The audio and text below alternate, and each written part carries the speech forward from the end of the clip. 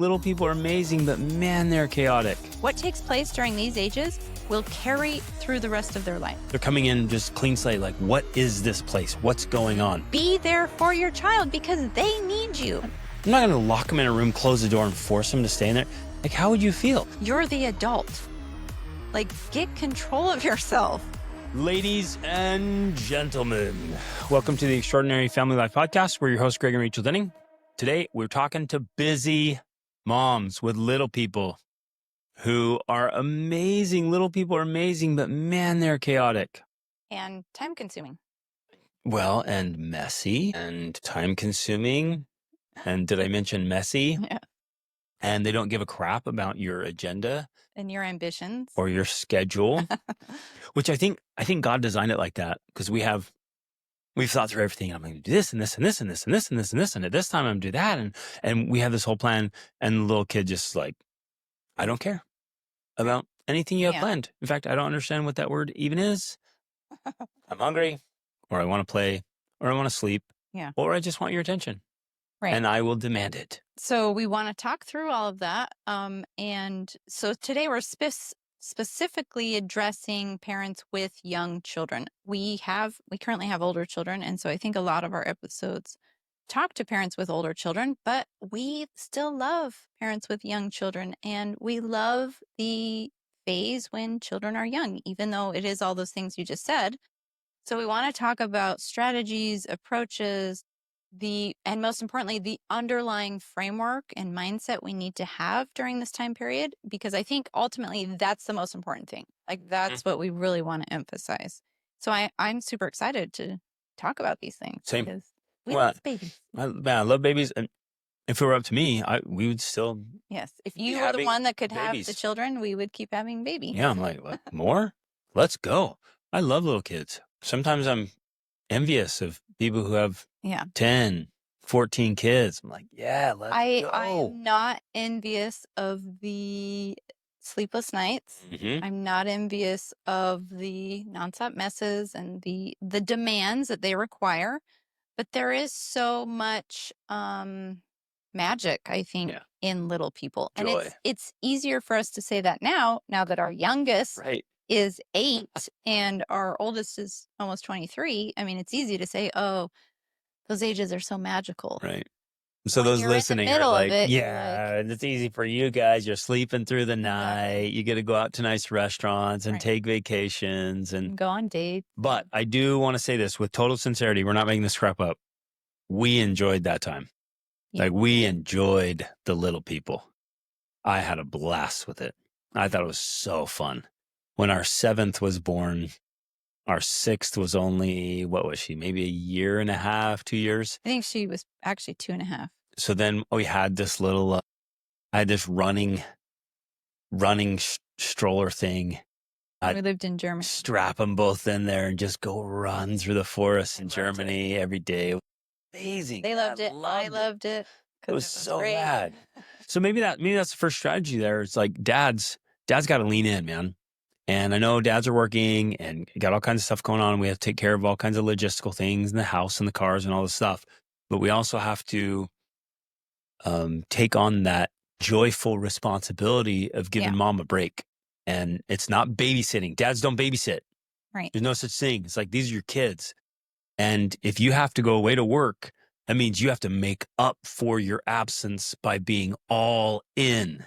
Like none of this crap of coming home and plopping down and watching TV and saying you're with the family. That's garbage.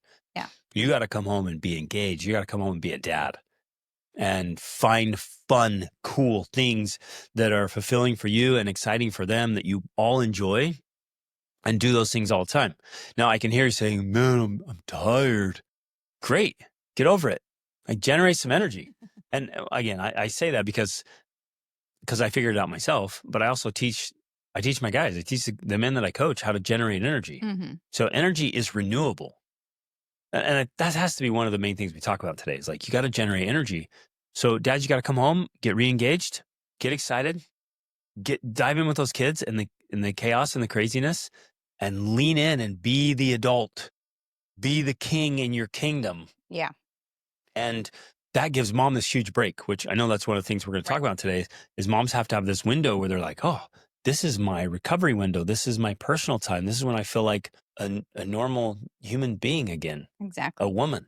Yeah. So you jumped right into the strategies, but I want to read the message that I received specifically so that we can talk about it because there are a lot of strategies that we want to talk about. But I want to so strongly emphasize the main important mindset and framework we have to do. And that's what I'm excited to get to. Okay. So she says, I was wondering if you could do a podcast episode on your advice for parents with very young kids, babies and toddlers. I have an 18-month-old and I run a business. My partner works full time in a corporate job. We spend our evenings cooking and cleaning, and I have no energy at the end of the day and cannot seem to find the time to pick up a book or to have space to think. We literally cook, clean, do laundry, and bed every evening. I will not send her to nursery, kudos to her. So I'm caring for her full time and keeping up with the business when she naps. I co-sleep and breastfeed, which I know is the best thing for her, but I struggle to get up before she does because as soon as I get out of bed, she cries within about 15 minutes. I'd love advice on how to gently stop breastfeeding at night. And if you co-slept, how did you move on from that, especially when the next baby comes along? My daughter will only sleep with me. My partner is in another room. Thank you for everything you do. You're an inspiration. And also advice on things like toilet training. We may not get to that today, but we might. So, first of all, to start off, I have some thoughts. I have some thoughts. I want to start with what I said is the most important thing, the mindset, the framework that we need to understand as parents when we have young children, because I know that it's so easy to forget.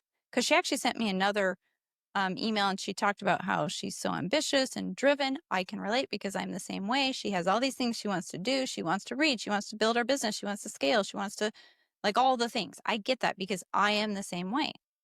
But we have to understand, especially as mothers, but I would say as mothers and fathers, that these years when they are young, Erica Comiser says 0 to 3. I would say even 0 to 5, 6. I would say 0 to 25. But with what I'm about to say, if you have to choose, I would focus on those younger ages. You have to realize that this phase is the most critical in creating a solid foundation for having a well-adjusted, happy child who grows into a well-adjusted, happy adult. Now, what I mean by that is what takes place during these ages will carry through the rest of their life. It will determine the type of behavior they have as they grow older. It will determine whether or not they rebel as a teenager. It will determine whether or not they have good mental health. It will help to determine their self-esteem, their confidence levels. It establishes their entire mental framework for life. Yeah, their identity Yeah. is essentially established during these ages, let's say 0 to 5. That is when In their fact, I was identity. just doing a little recent research just a few days ago, and I would say 0 to 7 in this context, because by 7 years old, they really have the bulk of the mental framework for life established. And really what they're wondering is the world safe? Right. Will my needs be met? Are the most important people in my life dependable? Yeah. Can I trust them? Exactly. Will this work? Do they love me? Will they care for me? Will they respond to my needs? Yes. If I'm afraid, will they protect me? Mhm. If I need something, will they help me get it? What is life? Right. Because they're coming in just clean slate. Like, what is this place? What's going Mhm. on? And if we love them and care for them and nurture them, meet their needs, we're not spoiling them. They're not going to be Yeah. rotten little turds. You cannot spoil a child, just to throw this in, you can't spoil a child under the age of, I would say, 3. Yeah. Because what's happening is they're just realizing, oh, everything's good. Yeah. I can be my best self. I can lean in. I can take risks. I can go after life because the people I have to count on, I can count on them. Exactly. But if we do these weird, funky parenting things, or we get distracted by business or other ambitions. And so we want to push the kids to the side and put them on the side burner, right? So that we can work on our things. And so while I'm not blaming her for her question here because I had the same questions. We think, well, how do I kind of get my kids to fall in line a little more so I can do the things I want to do. And while we do want to share some of those strategies, because I think there are ways to be more strategic, ultimately, what I'm trying to say is that your child's needs during these ages are the most important thing. And if you have to sacrifice almost everything else, like I'm not going to say sacrifice your own well being, if you have to sacrifice a lot in order to meet those needs, that's what's most important. And it will pay off. Yep. You have to see this as a long term investment. Right. You have to think, what kind of child am I going to have when they're 19? Right? And behave and sacrifice in a way now that will guarantee that. And what guarantees it is by meeting those needs. So if your child needs you all day long, first of all, the more your child needs you, the less secure they feel. So that's one sign. If your child is very needy, it means they don't feel safe and secure. Right. When your child feels safe and secure because you regularly meet their needs, they're actually less needy and you have more freedom. You'll have hours and hours while they play peacefully and joyfully. Yeah, exactly. So that's one of the ironies there is that the more attention you give to your child, the less they will need your attention. And so they become less clingy, less needy. Yep. That's one of the key pieces there. But if you mentally and emotionally are constantly trying to get away from your kid Yeah. and you're thinking about and longing to do other things, like your mind's elsewhere, they totally pick and up they on it. feel threatened by that, not like they're jealous per se, but they're really terrified because they think, oh my gosh, this person that's the most important to me in the world doesn't want me. Right. That's what they're feeling on a very basic level, right? Something they can't articulate to you, but that's how it feels to them. It feels like the most important person in my life, that especially at a very young age, they really can't differentiate that you're separate. They really think you're connected. You're the same being, right? And so they feel threatened by your distraction from them because you are the most important thing in their life. Yep. So business growth will be slower during these times. And or I other will even projects. say maybe even non-existent, depending on the needs of your child. Because here's another thing that's important to remember. We don't get to decide what our child needs. Even right now, I want to use this example of our 8-year-old, but I think it's true on all levels. Right now, our 8-year-old is in this phase where every single night when she says good night to us, she literally hugs us like 3 or 4 times. So she'll go out, she'll come back in and she'll hug us again. She'll go out, she'll come back in and hug us again. And then she does these the little hand heart things and we have to do it back. Yeah. Right? This is her phase right now. I don't know why she feels like she needs that, but I know at some point, as long as we keep doing it, we're like, yeah, okay, we're here. We're going to say goodnight every time. We're going to do the hearts. She'll eventually grow out of it. Right? And then we'll miss it. And we could really do some serious damage if we were like, stop already, go to bed. I told you to go to bed. I already hugged you twice. You don't need to come in 3 more times. Just go to bed. That would just break her little heart. Exactly. She is like so in love with us. Yeah, and she is. And she wants us to see the little heart she's doing with her hands. Yeah. And she wants, and so we're just like, okay. We'll keep doing it. We'll keep doing it. And so I think that that's an example because it happens at every phase and stage and age of a child, that when our child does those types of things, our job is to show up and reassure them like, yes, I'm still here. Yes, I am still here. Yep, here I am. I'm still here. I will still take your hugs. I will still love you. I will still give you what you need. I am here for you and I'm not going away. That is what they need the most. That never ends. It does. If you have a good relationship with your children, that will never end. Because when they're married, when they're exhausted, when they're new parents, and they're like, guys, help. I need help. And mom and dad is like, hey, we're here. We got you. Yeah. You're good. Well, and we help with their kids, our grandkids. And even this is fitting for marriage. Like Rachel needs to know, I'm here. Yeah. I'm here. I'm listening. I know you're feeling everything, and you need to vent and process. I'm here. Because ultimately, that is the foundation of emotional health and emotional well-being and mental health, is having that security and that stability, knowing that, like you said, you can count on the people in your life that are important to you. And Yep. that's what it's all about. Exactly. And even while you were saying that, I thought of another example with our older children yesterday, because we have an 18 and 19-year-old girl and boy, and they're moving into that phase where they're also figuring out what the opposite sex is like, oh, boys think differently than girls, and all these things. And so they both came to me and to talk to me about things, and I'm there helping them figure out the emotions, figuring out the complexity. And as I was going to bed, my 18-year-old gave me a hug and was just like, thank you so much that I can come to you, I can talk to you, I can rely on you. That's what it's about. But we build that type of relationship with our older children while they're babies. Yep. That's when it begins. Now, if we didn't do that, we can repair it. It's not too late. But what I'm trying to say to this mom who has young children is that this is the critical age when you can solidify that for your children. And if you do, it will make the rest of your parenting journey that much easier because you have a solid foundation.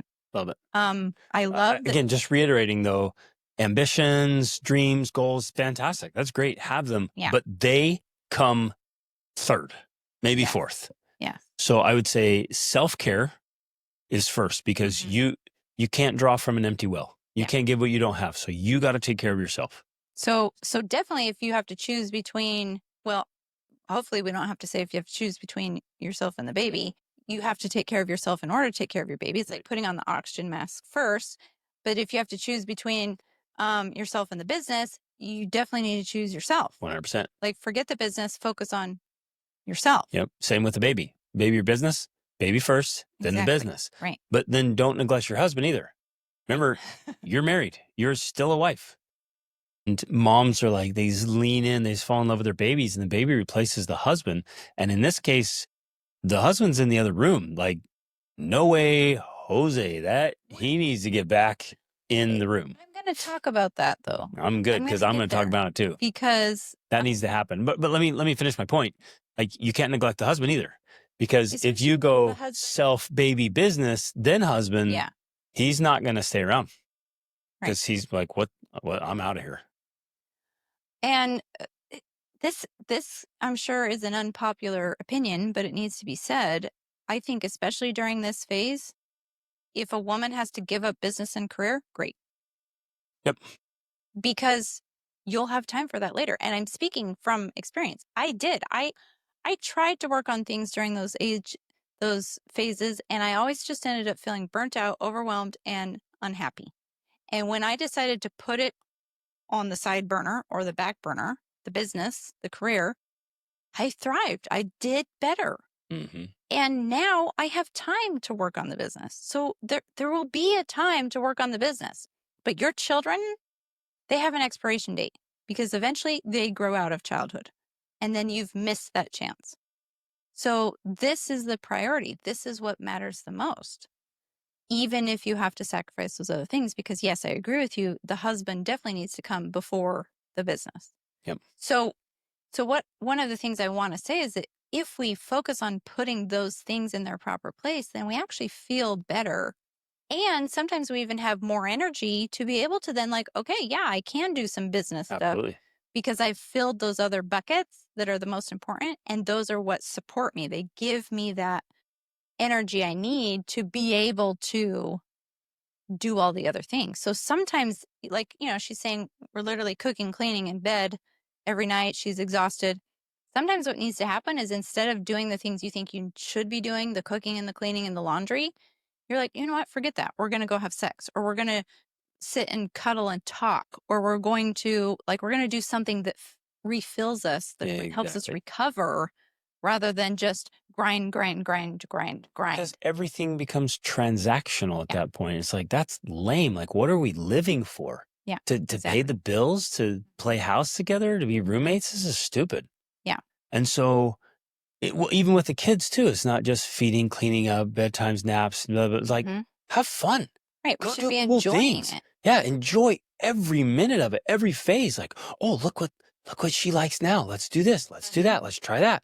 Let's Like, have our lives be filled with beautiful things. Do crafts and fun things together. Right. So like what fills you is like you can do, yeah, you can go out to the lake or the pond or the park and or go just sit on the grass and enjoy the sunshine and play in the snow, like all these things that both of you are getting satisfaction and fulfillment and renewal.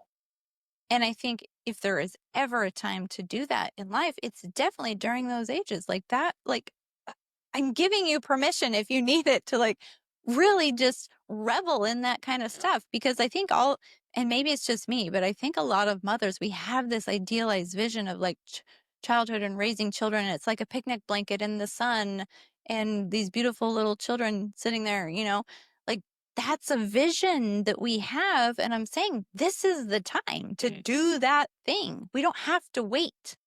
Now, one of the concerns we may have, and sometimes maybe one of the drives we have to building a business is money. So I'm not going to say that doesn't play into it, but what I'm trying to say is even if you have to live on a budget or simplify or go minimalist, I think especially during these ages, it's worth it and that it makes a difference. You and I did that. That was the approach we did when our kids were young. We started traveling, but we traveled on a budget. We went full minimalist. We were very minimalist. Very simple lives. But our kids grew up in like the jungles of Costa Rica and they were out playing with machetes and like there was just total freedom. There wasn't a lot of stress and structure and like things had to be a certain way because of societal expectations. We just lived, they had a carefree childhood. We had a carefree life. Like it really was an amazing way to raise young children because that's what they really need most. They need our business grew very, very, very slowly because you and I were both fully involved in raising them, taking care of them, homeschooling them. Like we were fully present with them. And it was worth it. It made a big difference. It does. So that's the underlying emphasis is that really lean in to these years and be there, not in just quality time, but quantity time as well for your children. Now, I do love that she's not sending them to a nursery or daycare. 100%. They're just not good. Daycares are not healthy places for children. They should not be in a daycare if at all possible. Well, they mostly need to be with you, the mother, or at the very least with the father. One of those most important people in their life needs to be with them 24/7. I love that she's co-sleeping and breastfeeding. Those are obviously great things to do. We co-slept. I think by 18 months, though, there needs to be a bed nearby. It depends, yeah. But you should definitely start making that transition. And we did that because she asked specifically. So we co-slept with all of our children, even our adopted. I mean, when we adopted our first, we started co-sleeping. And we did it with all of them. But you can definitely start to transition them out because everybody does begin to sleep a little better. And I would put a little bed or a little crib thing next to the bed. So they were still in the room. Yeah. But they were nearby. They knew we were there for them. And I never left. I think it's important. Like, actually, no, because I was going to disagree with that. I do remember, and this was specifically when we lived in Costa Rica the second time. And Sage, she was the baby. I do remember that we actually slept in different rooms. And so I don't remember that at all. I must have blocked it from my memory. It must have been a traumatic time for you. But because I had this room that had because I think you would actually go sleep with one of the other kids who was still, Atlas was young and he needed some care. And so you would go sleep in that room. Now, of course, this was like sometimes, this was not consistently. We did not neglect our sexual relationship, of course, because of that. And it was just purely sleeping like, okay, now we're going to sleep. So I'm going into the other room because I think he would wake up in the middle of the night. I just remember because I would sleep in a bed. We had a house with no doors or windows. Okay, people. And a bat would fly over my head while I was sleeping. And I remember being a little bothered by that. And like, oh, I wish Craig was in here because there's this bat flying over my head. But that's why it stands out to me. And so I think you would go just to sleep and help him sleep through the night so that we could sleep through the night better. It was a temporary.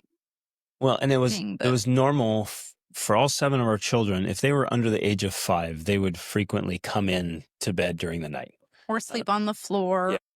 And so, again, sometimes they'd sleep through the night. Sometimes they'd wake up, walk in the middle of the night, and they'd crawl in and sleep in between us or come sit next to us. Like, every once in a while, we ended up with 2 of them in there, sleeping sideways, kicking one of us, punching the other. It was wild. Or they would bring something in and sleep around the bed. And we were fine with that. We expected it. Like, it's normal for them. They're checking in. They wake up in the middle of the night like, am I safe? I'm going to go in to my parents' room. But it always ended somewhere around 5 or 6. They realized, hey, I'm good. I'm okay. And they were able to do it. And we made them feel safe. We never scolded them. We never got after them for coming in. It's like, hey, it's okay. It's also important for people to realize, one, if you look at it from an evolutionary perspective, I mean, that's what humans have always done. They always slept near each other. They didn't live in a house with separate rooms and bedrooms. They slept together. So it's a very natural and normal thing for children to want to be near their parents when it's dark. Like, Mhm. for some reason, the Western world thinks that that's strange, but it's not. Um, It's been like since the beginning of humanity. It's been and like in that fact, in a cave or a small log cabin or exactly, a teepee or or a a yurt. longhouse or whatever. Yeah. If you actually look at the history of sleep training, which I think that this ties into sleep training, the sleep training that we know of today came specifically from the Nazis. Like, I'm not kidding you. They used it as a tool to distance parents and children from each other so that people would grow up and be easier to control because they didn't have. In fact, if you look at the history of communism or fascism or anything, socialism in general, the state and the leader of the government is the most important person in the Well, world. they wanted to There's be. no They wanted to be religion. more important than the parents. Yeah, family is diminished because the government is the most important. And one of the tools they would use to do that is sleep training and all of these things that would create attachment disorders, which then created people who were easy to control, who looked to the government authority as being like the most important. So it was all very strategic. And Brave New World and yeah, it really is very much like that. crazy. So that idea that we should be sleeping in separate bedrooms and, totally be separated from each other the whole night, that's just a very weird and strange idea that's not normal compared to the rest of the world. But the other thing I think that's important to point out, because people have asked us, like, we live this travel lifestyle, we've been to 60 countries, we've lived in dozens of countries, we moved a lot, and people thought, well, how can you create family stability in that type of situation? Like, it's not possible because you need to stay in one place and have routines and have stability. But one of the ways we've been able to do that is because these types of things, co-sleeping and allowing them wherever we were in the world, it didn't matter. They would come into our room and they felt safe and secure. Like, my parents are here. So it doesn't matter where we are or if I'm in the same bed or if I have my stuff, my parents are here and I Right. feel safe. Which is, I think, an important principle. Like, that kind of stability and security is not location dependent. Exactly. A lot of people think it has travels to with do with location. It doesn't. It has to do with relationships Exactly. It's relational. and Yeah. bonding and attachment. Right. Yeah.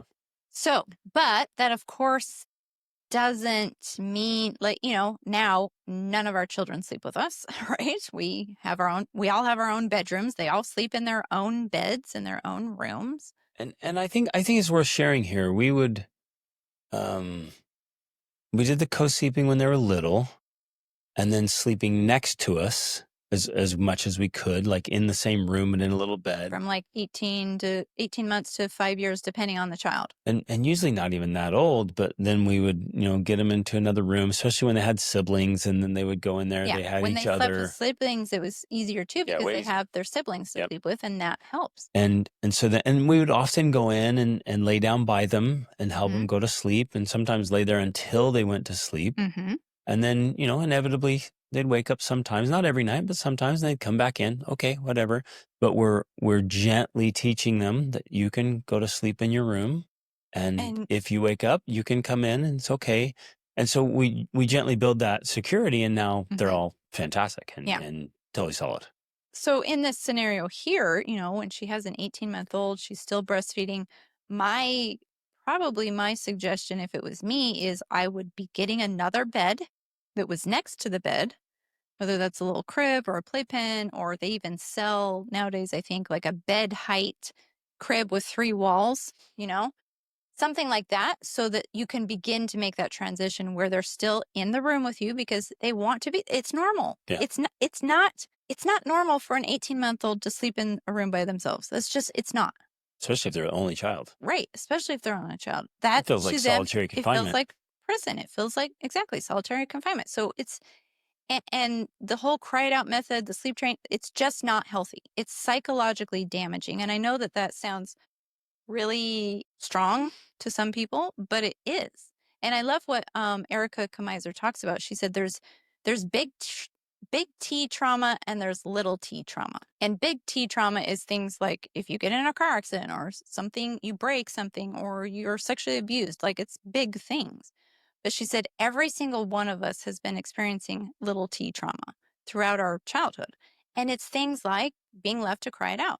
Because to a young child who's all alone and can't control their environment or what's happening to them, to be left alone and then have no one respond to you when you're crying, all it says is, I don't live in a safe world. I can't trust the people around me because when I cry for their help, they're not there for me. And you put them behind bars, like in a crib. Right. And then they just scream and Yeah. scream and scream. So it's not it's healthy. messed up. It's psychologically damaging. It is a little T trauma. And it should be avoided at all costs. Your child needs to know that you are there because then they will grow up to be healthy and mentally and emotionally stronger. And more importantly, will trust you and be able to rely on you and turn to you for the rest of their life. Here's a framework that I used when the kids were little. I always tried to put myself in their shoes. I'm like, okay, if I were 2, if I were 3, if I was this age and I was experiencing this, how would I feel? Mm-hmm. And it quickly makes sense. You're like, that would feel horrible. Mm-hmm. Like that's equivalent to me sitting there with a 10 or 12 foot person, this massive, and I'm just this little teeny guy, and everything's out of reach. I'm totally incapable of taking care of myself. I really, really want something, but I can't do it. And if I try, they just pick me up and force me away and maybe don't even tell me. What's They happening? just grab me, move me over and scream at me for wanting something and try making my own little attempts. And I'm just this little teeny helpless thing. Like, yeah, it would be infuriating and terrifying. Yeah. Right. And so I'm like, man, that sucks. Like no way I'm not doing that. I'm not going to lock them in a room, close the door and force them to stay in there. Like, how would you feel? Even if so those of you listening as full grown adults, if I grab you, throw you somewhere you don't want to be, close the door, like confine you and not let you out, you're going to go bonkers, even as an adult. Yeah. You'll lose it. You'll lose your bananas. Right. And yet we're trying to get little kids with like, they're brand new to this world and this life with to no do that. Emotional regulation because they lack the prefrontal cortex, which is what regulates emotion. They don't have any emotional regulation. Nor do they have a frame of reference for time. Exactly. Or like reason or like, this is just for a time and then I can get out or this is just for tonight. I'll see him tomorrow morning. They don't understand what tomorrow morning is. Right. They don't understand like the whole setting and rising of the sun, all that stuff. It's like, they don't get it. They're just like, I'm being isolated. So it's important. Put yourself in their shoes and see it from their angle and be like, oh, okay, yeah, I can approach this differently. And I want to say something, although I don't want it to be too hurtful or painful, but the sad thing to me is that very often parents are doing that because they can't control their own emotions. They're so overwhelmed, they're so distraught, they're so upset that they treat their children that way. And if they're doing it to protect them from even more harm, great. But if you're doing it simply because you're tired of dealing with it, grow up. You're the adult. Like, get control of yourself. Yeah. And be there for your child because they need you. They're the small, helpless person, not you. You're an adult, so act like it. Yeah. Stop playing the victim. Grow up. Lean in. Get the tools and resources, the coaching you need. Yes. But you have to level up. Yes. And that because is your so kids critical. Need you Yeah. to level up. And when when they grow up, and we know this because we work with clients, when they grow up and then they behave in horrible ways and they treat you poorly, the only reason that happens is because that's how they were treated as young children. Right. And that's difficult to hear, and I know it. And it feels devastating. But until we realize the truth about how things got the way they are, we don't have the power to change it. So truth is power. Truth, knowledge is power. But we have to understand, and then we have to take a different course of action. So that's why I continue to emphasize how important this is at these ages, because it is going to make all of the difference. It will literally determine what kind of experience you have for the rest of your parenting years. And so meeting those needs is the most important thing you can do. I think this is a good place to maybe focus on some self-care, just to touch on it a bit. Let me finish a little bit more with her questions real quick about co-sleeping and breastfeeding. Okay. So again, it's kind of about this way of being strategic. It's just like you would do with anything, it's like little by little. So you don't take the child from sleeping with you and then throw them in another room. That's just so drastic. But you can definitely start scooting them over to the other side of the bed, and then you can scoot them onto a separate bed by you, and then you can eventually have them be on the other side of the room. Little by little, you make this effort. And then in the meantime, partner can come back and start sleeping in the bed now because the child's in a bed in the room, right? So all of that starts to help you get closer to what you want. And that's always the approach I took, is I would look at what was happening with my child. I would see that they needed me, but I would also think, well, okay, how can I quote unquote wean them? Because that's essentially what you're doing. You're weaning them from this thing because it's not sustainable in the long term for either of us, right? And I would just be very strategic about like, okay, here, little by little, we're going to do this. One of the things I would use, at least for me, is like slowly a binky. over time. Over time, right? It's not like an overnight thing. So like she's talking about breastfeeding, I would start using a binky. So then at night, pacifier, whatever people call it. Yep. They just have different words. Yeah. And so at night, especially if they woke up to breastfeed, I would always start by giving them the pacifier instead. Well, you were even better than that. You started intentionally breastfeeding right before you went to sleep. So even if they were already asleep, you'd kind of nuzzle in and so you're feeding them right before you went to sleep. That way your window of sleep went much longer. Yeah. So I read about it in a book, and they called it like a dream sleep. So I would put them to bed and they'd be asleep. And then right before I went to sleep, you didn't like totally wake them up, but just enough so that they would nurse. And so they're basically filling their stomach before you go to sleep. Right. And that would help them sleep longer and not, and then. So then that bought you windows of uninterrupted time. Right. That was very important. So it's like little strategies like that where you're like, okay, how can I be a little bit more intentional about this so I can be better about getting the sleep? Then she mentions the thing like she can't get up before her because if she gets out of bed, the baby starts crying, right? And it's amazing how they have that. So that's what I was thinking. They know, like, when you got out of bed and you're like, oh, I did that perfectly. They just know your presence is gone. Right. And that's actually a beautiful thing. Like, they know whether you're there or not, and they know whether you're standing or not, because they'd fall asleep while you're standing, and you'd try to sit down, they'd wake up, you're like, how do you know? You have an altimeter? Yeah. But in a way, it is beautiful that they can sense your presence so much they know when you're gone.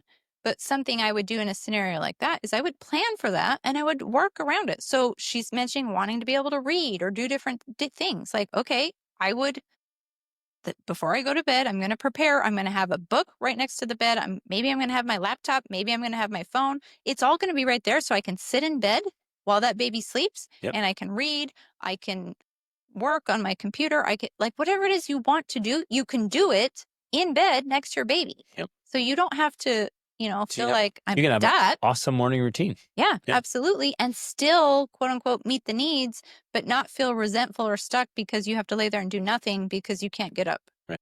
So it's little things like that. When I first heard this, it says that she wakes up and cries. By 18 months, crying shouldn't be happening. A baby wakes up and they should be able to crawl out of bed on their own. Like, they learn how to get down with, scoot little feet first off the bed, and then they come looking for you.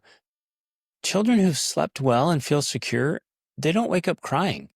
They wake up smiling. They want to play. They want to find you.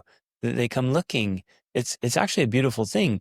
And we have done this religiously Like the very first things our kids experience when they come into consciousness is us greeting Smiling. them with big Yeah. smiles and hugs. Like, you're awake. We're so Yeah. happy. Welcome to a new day. And we just deeply ingrain that because we were excited to see them and we were happy that they're awake and they're here for a new day. Mhm. And so they love waking up. Yeah. And we love when they woke up and they were greeted every day. Because again, they're coming into consciousness. And again, consciousness varies for kids wherever their age is. But they're coming into this semi-consciousness of like, wait a minute, what's going on? And if the first thing they see is you smiling and like, hey, you're awake, they're like, yes, life's amazing. Yeah. But if you're like, you again? Why couldn't you just stay asleep? You're interrupting my life. Exactly. And if your child feels like an interruption to your life, Well, then that's when the devastating. neediness and the clinginess Yeah. and the crying increases because it's their way of responding to feeling unloved or feeling unwanted, right? And so, yeah, that is a good point that you brought that up. Okay, you said there was something else you wanted to talk about. I want to address this whole idea of self-care. Oh, yeah. So that you're filling your well. Because if you feel full, you're so much more capable. And we all feel better when we are in a good state, physically, mentally, spiritually, emotionally. When we're in a good state, we make better decisions. We respond better. We react better. We behave better. Our habits are better. We're more motivated. We're more disciplined. Everything is better. As a mom, I think you're also less resentful. Right. Because moms end up doing things that they feel resentful about doing. But one of the reasons that happens is because they're not doing self-care. They're not recovering. They're not feeling they're well. They're not feeling themselves. And so they do the things because they have to do them or they feel guilty for not doing them, but they feel resentful for actually doing them. And so then when they have any kind of window, they're like, I'm going to work on this thing and work on that thing and do this. Yeah. And then when the window ends, you're like, it wasn't enough. It wasn't enough. And so it's always this feeling of never enough. God, I can't wait till my baby goes back to sleep. Or grows up. That's terrible. And then as soon as they go to sleep, you run and try to do some task that you should be taking care of yourself, taking a nap, doing something that fills you, reading a book, stretching, exercising, something that renews you. But we jump on social media and scroll for a long time because we weren't able to, or we try to work on this project knowing it's a gigantic project and you maybe have 30 minutes, but you don't think that. And you're like, it's over. And the kid's crying like, not again. And so you just go along just hating your life and resenting your kids and your life and everything. And my life wasn't supposed to be like this. This is terrible. Where in reality, we're like, hey, wait a minute. Like, what's the most effective thing you can do with your time? Well, take care of yourself. Eat healthy. So when I hear her saying, at the end of the day, we're just so exhausted, barely hanging on, cleaning up, doing laundry, doing bedtime, and I'm like, wait, why? Yeah. Part of me is saying, well, what are you doing all day long that makes you feel like that? Because yes, I understand that an 18-month-old requires a lot of attention, but there's a way to be giving that attention in a way that's joyful, that's filling. It's not exhausting. It's not exhausting. It's so beautiful. So the first thing in my mind, and again, I get to coach a lot of people. I get to work with. I'm super strategic about this. My whole passion is optimization. So as soon as I hear somebody, I'm exhausted, and I'm like, wait, why? There's no reason we should be exhausted at night. Like if you go out and run a marathon today, you might be sore and exhausted tonight. But you're playing with an 18-month-old and doing a little work on your business, like. What gives? Something's off. Well, and this is a great point to interject because she had actually sent me an email as well, and in the email she talked about how, she thinks I would love to have a big family, and you've really inspired me that this is possible. Sometimes I think I can't even manage with one. How could I possibly manage more kids? Yeah. And the principle I want to point out here that I learned, of course, is that, yes, having one child feels way more exhausting than having 7. And the reason why, there's a great quote that says, help me with it, that your ability to do is increased. That which we persist in doing becomes easier to do. Are we both going to say it, or should I? This is from Emerson. Okay. That which we persist in doing becomes easier to do, not that the nature of the thing has changed, but that our ability to do has increased. Exactly. And so that includes being a mom. When we're a new mom and we have one child, It does, and I get that. I remember feeling the same way when I had one child. I was exhausted at the end of the day. But one of the reasons looking back that occurred is because my attention was scattered. I wasn't focused on being in the moment, being with my child. I was thinking about all of the things I wanted to be doing instead, and that's exhausting. Yep. So that's one of the keys there. It's like But self-sabotage. it is. But as I increased in my own capability, then having 2 children and then 3 children and then 4 and then all the way to 7, it was easier. And everything became easier because I became more capable. So that's the key. That's the secret there, is becoming more capable, because then it's easier to do more things with less stress. Exactly. So you increase your own capacity. And part of that we learned, you have to flip these switches. Like, wait a minute, like I can generate energy. Mhm. Working out Yeah. actually gives me more energy. Right. Eating healthy food gives me more energy. Mhm. So if I'm sitting at home in my sweats, I'm not getting ready, I'm not working out, I'm eating junk food, well, that's just all self-sabotage. And I'm taking care of my child, but wanting to be doing something else Yeah. instead of that, and feeling all of these feelings about it. That is exhausting. That's draining energy. But if you literally are in the moment with your child and enjoying it and loving it, and then when you and that doesn't mean you have to literally be the whole time like watching, doing nothing else. It's paying attention, because then your child, they'll start doing something else and they'll be fine by themselves. And you're like, oh, great. Now I have a few minutes to do something. And you do that little thing for a few minutes. And then they come back and they're ready to engage with you, quote unquote, interrupt you.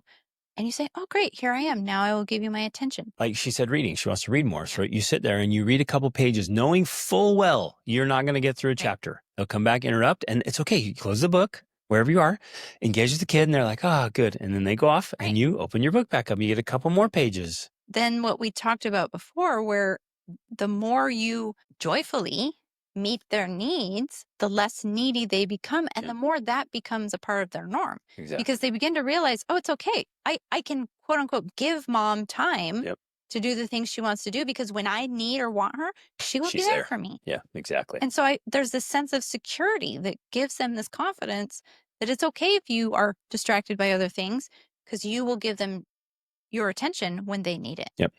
So I would say, just quick kind of overview, some of the best things you can do for your own energy and vitality. Get up and get ready. And when the kids are in there, like, do it. Like, just make it fun. Have them come in there. Have them help you pick out outfits, whatever. Make it fun. Get ready so you feel good. Mm-hmm. Move your body. And you probably move your body, exercise before you get ready. But get some exercise in. Like when you move your body, even it's like just yoga, or stretching, or walking, or running. Do it with your kids. And your kids love it. Put on a video, put on a song, and you do the workout. And they're sitting there watching, and they try to do some little push-ups and sit-ups. Or some They have a yoga blast. stretches. They climb on top of you. Great. Do your sit-ups and your push-ups with them on your back. It's fun for them. It's hard for you. It's awesome. And you're training them. No, this is what we do in life. Yeah. And then eat well. Get rid of the junk that's in your house. If you're eating or drinking garbage, no wonder you feel like crap. You're putting crap in your body. So the other day, I'm just empty. You're like, well, yeah, look at yourself. You don't work out and you eat garbage. I guess there's some. And even if that's all you did all day with your child and you made it like a good experience for both of you, that would be enough. You're winning. You are winning. Literally, that is the definition of winning at that age. Yeah, and I don't know. I mean, there's some frank talk in this episode here, but it's true. Like, if you're not taking care of yourself, specifically your body, by eating well and exercising, then who do you have to blame? Besides the fact of what you're actually teaching and modeling for your child. Right. Like, this is how life works. This is how parenting works. Parenting works by you paying attention to your children and then showing them how to live. Right. I can run circles around our little kids. I don't want to wear them out. Right. And they're just like, oh, I can't keep up with dad. And they pass out and take naps. I'm like, yeah, let's go. And I still have energy to spare. Right. We've just got to be more strategic and do the things that bring us value and energy and clarity. We got to help ourselves.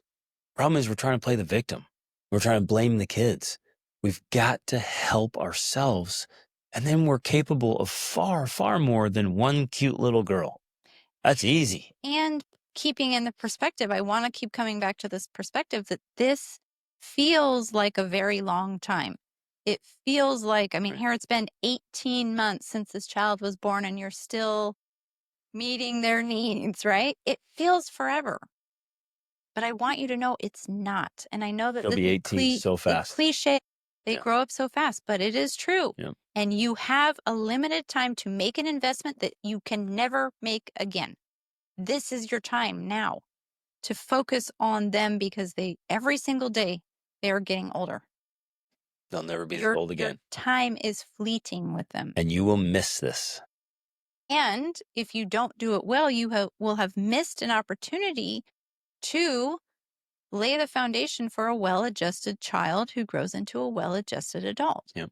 Like it's so, I don't even know how to emphasize this strongly enough for people to understand how important it is to lay this foundation. Yep. Because it will make all the difference, and it will make all of your parenting and the rest of your life, relationships with your children who are adults, that much easier, better, and more enjoyable. I just had another thought. I know you maybe have somebody come over, and so you're there. You're still in the house. We have somebody come over one day a week for a few hours and meet the needs. Get a little snack, play games, take them for a walk, get the water, whatever, so that you can be more focused on some work you want to do. So you're not sending your kid away. Mm-hmm. You're not neglecting them. You're there. You're in the house. They know that. They feel safe, but it's someone else they can play with and have fun. That can meet their little needs. You're distracting them in an enjoyable, pleasant way, so you can have some real focus time for a few hours to help move things forward if that's something that's really important. Yeah. So just start thinking of opportunities or strategies. I think it's good that you said that because we have spent a lot of time emphasizing how important it is and giving up and sacrificing and all of that. And while I think that's true, and if you had to choose, that would be the better way. But the other piece too is that once you build that stability with your children and they feel that security from you, well, then naturally you're going to continue to feel these drives of things you want to do. I mean, that's just a part of who many of us are. We're ambitious, we're driven. And so then it's about being strategic of like, okay, I'm still going to meet my child's needs, but what can I do so I have a little bit more of this time? And that is one example that's great. Then, of course, even having another child. I know sometimes that feels like you're making the problem worse, but over time, having siblings, it's easier to parent children with siblings than 100%. a single child, only child, because they have each other to play with, to distract each other. And that does end up giving you more time and freedom to work on some of these other things. And you don't want the gap to be too big. So right now would actually be a good time to get pregnant. So the answer to your question is go ahead and get pregnant and have another baby. That does not feel like an answer. No, and it's hard. But before we started this podcast, Rachel and I were talking, it's like, yeah, young kids are tough. They are It's a challenging age. Massive amount of work. And we know because our first four, when my fourth child was born, our oldest was 4. So we had 4 children under the age of 4. We know it is very busy. It is very crazy.